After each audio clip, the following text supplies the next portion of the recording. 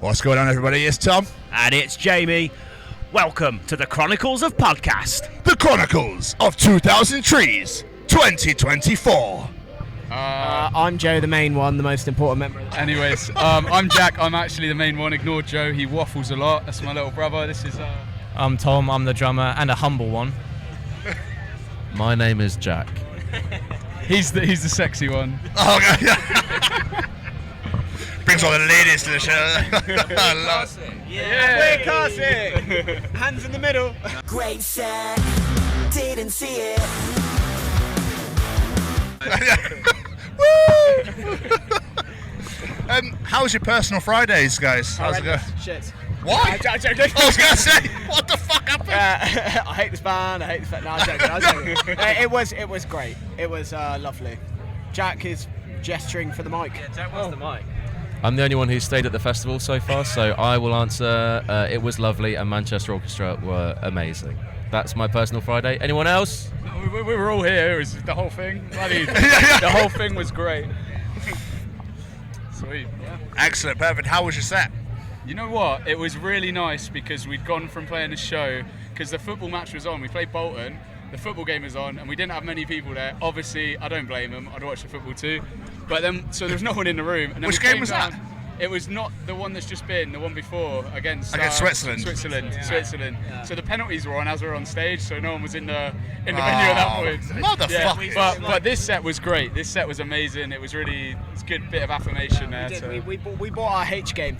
Yeah. We bought our H game. What's that? It's not your B game. It's not our B game. It's not our A. We bought our H game. Yeah. Sweet, yeah. I agree. Usually it's like a, I don't know, what's underneath H?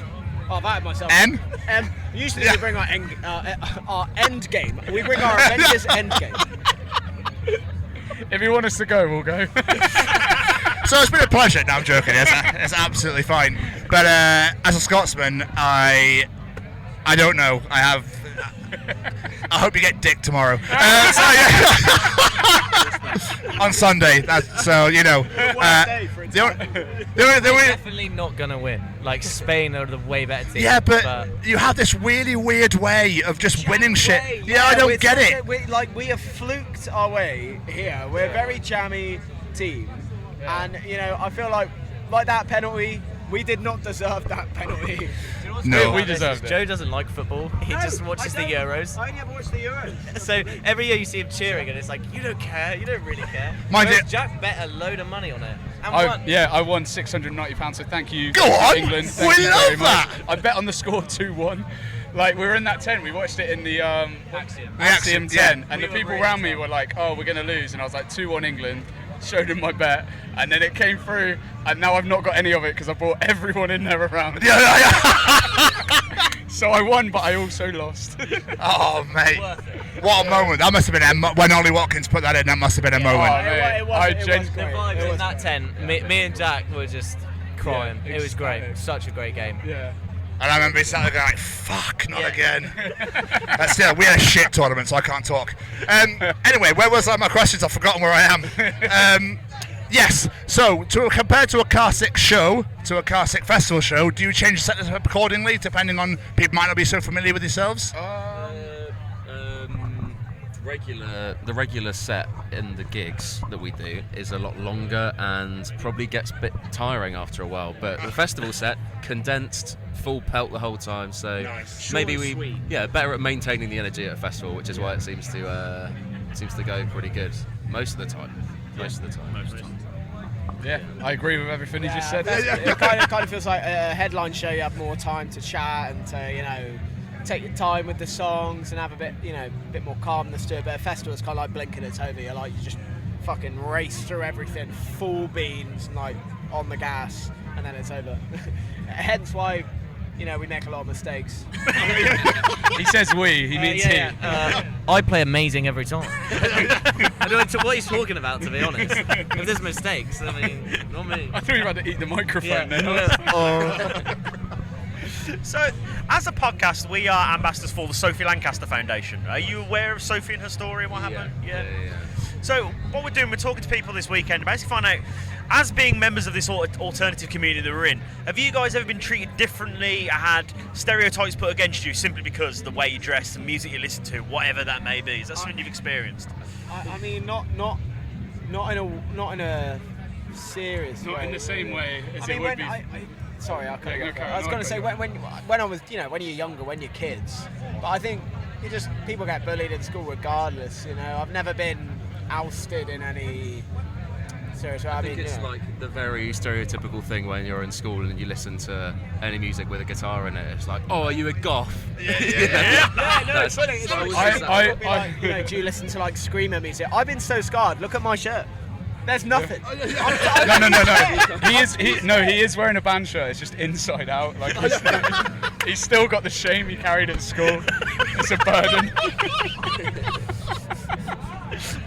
I mean, when I was in school, I used to listen to Blink-182, and people would be like, "That's like screamer music, right?" Oh, yeah, I remember those days. Yeah. Oh, you listen to Limp Bizkit, you're a goth. I'm like, Yeah. really? Actually, it's called nu metal. I think it's that if you had like a long fringe as well, people always, and if you listen to that music, you just instantly, people in school were just like, Thanks for looking at me when you said that. Yeah, because this guy had a lovely fringe back in school. I had long, straight and black emo hair, but I'm bringing it back. No shame. Please, Can't mate, please it doesn't do. grow anymore. I will. He's lost all his hair. We'll buy you a now. nice wig. Yeah. Oh, well, cheers, man.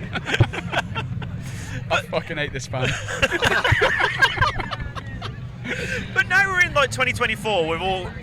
Do you think it's got easier for people to be in this community, especially for kids growing up? Do you know what? I think it sort of helped. Like, I know social media is pretty evil across the board, but Pretty evil, yeah. it's sort of like made it okay to sort of do whatever you want. I think culture as a whole has broadened massively because of it. Like, there's so many different things that you can get. Like, There's lots of communities. yeah, you can get like big and famous on Yeah. TikTok, even if you're Yeah. really goth or really I feel like emo, there's whatever. one very specific example of this would be when I was in school, very like kind of like 2013, Bring Me Their Eyes, and were like really up and coming at that point, and quite a big band, and obviously compared to where they are now, they're huge. But they did a song with Ed Sheeran like a few years ago, which I think is great. I think cool, whatever. That's like a good entry level gateway to a lot of people getting into a lot of other bands. But being in school and being like really like picked on for that sort of thing, which is fine. I get it. I totally get it. That's not it's not fine, but you know what I mean.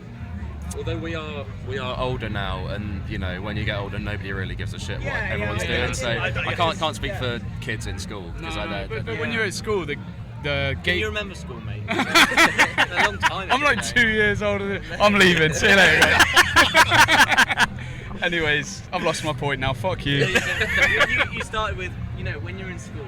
Yeah, when you're in school, I had a Gears of War pencil case, and I listened to like heavy music, and no one at my school listened to that. So, fuck them anyway. Look at me now. Look at me now. Yeah, people just didn't like you because. Anyways. How are you, my brother? Fucking. Bringing it back to you guys, you released your last single, Gig Tags, May 1st. How has the single been received? Yeah, fucking really well, I think. Like, I think it went really well. I think amongst, especially it's very catered towards people who know the music scene very well or are in bands and promoters and people who just general punters that go to a lot of gigs. I think that song is really written for people that would sort of get the topic. We had a few people that we thought like.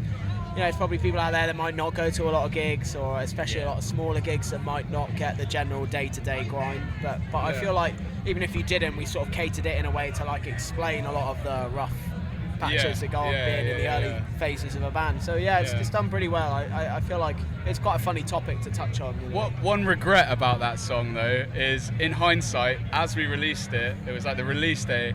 I remember thinking back, because obviously we're on about promoters not paying us and stuff. But when you're a small band, promoters pay you in like big opportunities and stuff like that. You get a big stage, and like that's still the same value as being paid to do a gig. Like someone puts you on a big stage, that's great. And I kind of thought about it and I was like, why did we write those lyrics sort of thing? But yeah, I don't know. But at the end of the day, Rock and probably roll, man. probably should get paid for doing Yeah, fuck those promoters, I take it all back. Fuck them! But we You guys are going to clip that now.